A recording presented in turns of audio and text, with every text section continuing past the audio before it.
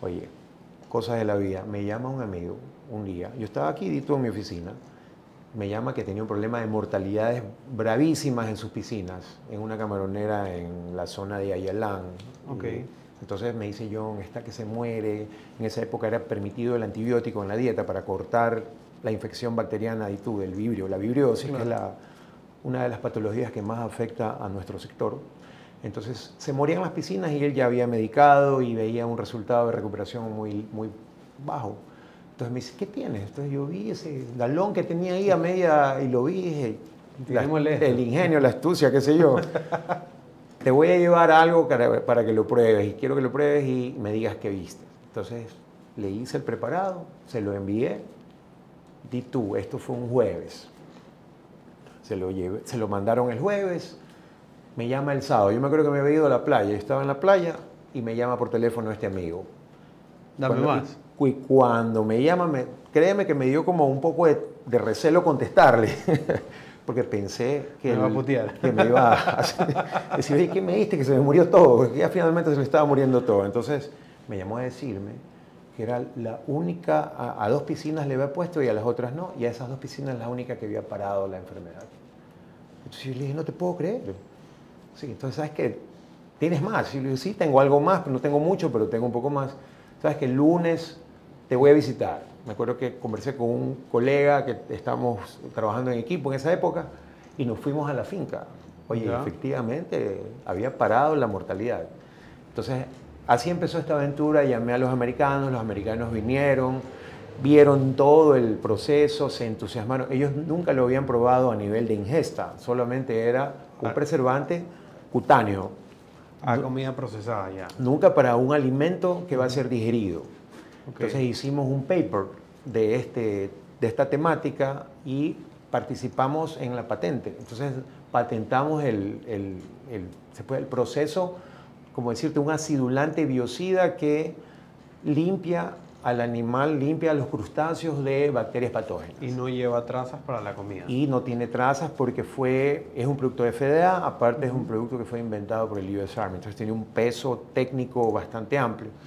Entonces me dieron esa patente, yo la tengo todavía, te metes en Google y ahí sale. No, además, si tienes el paper, me gustaría por lo Sí, menos te lo voy a compartir. pegarle un ojito. Te lo voy a compartir, un paper interesante. En esa época era una de las herramientas que hoy en día le dicen ácidos orgánicos. Lo nuestro no era un ácido orgánico, sino que era un mix de ácido inorgánico con orgánico que tenía un potencial gigantesco en inhibir crecimiento bacteriano a nivel orgánico, a nivel ya de tracto, a nivel ya de órganos linfoides, hepatopáncreas.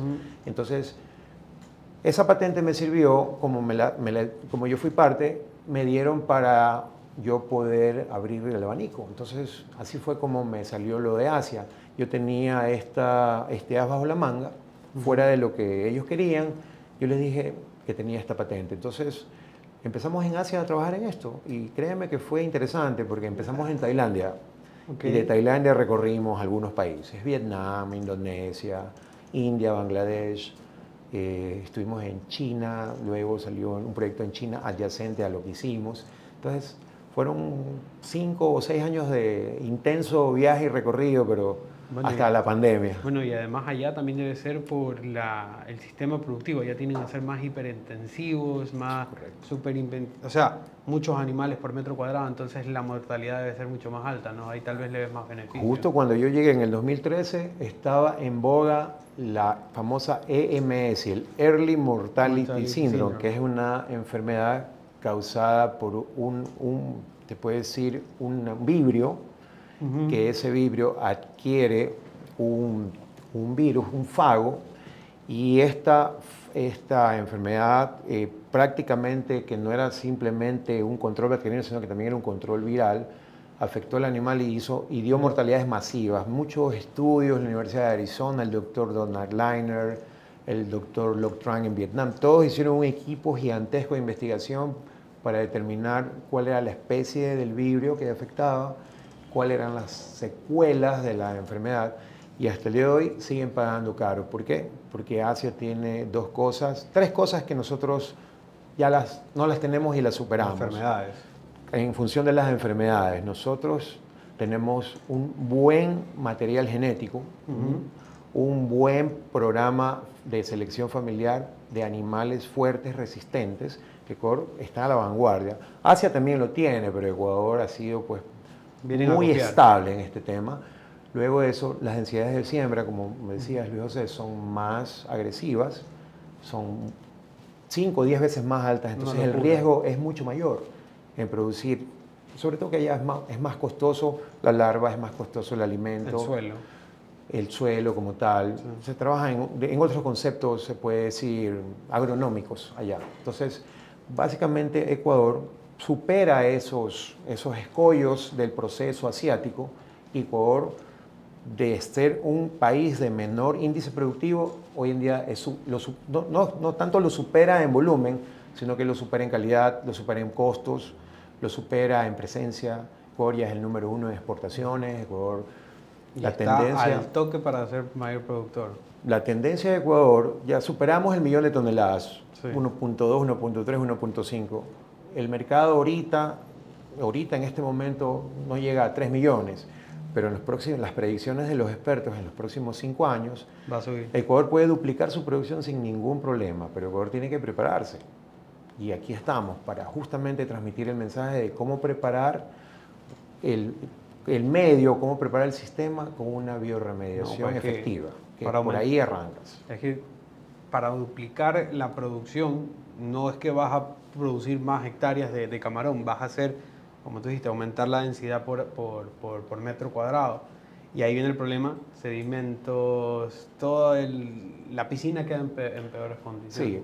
Sí, prácticamente lo que vamos a hacer es dejar un medio completamente frágil.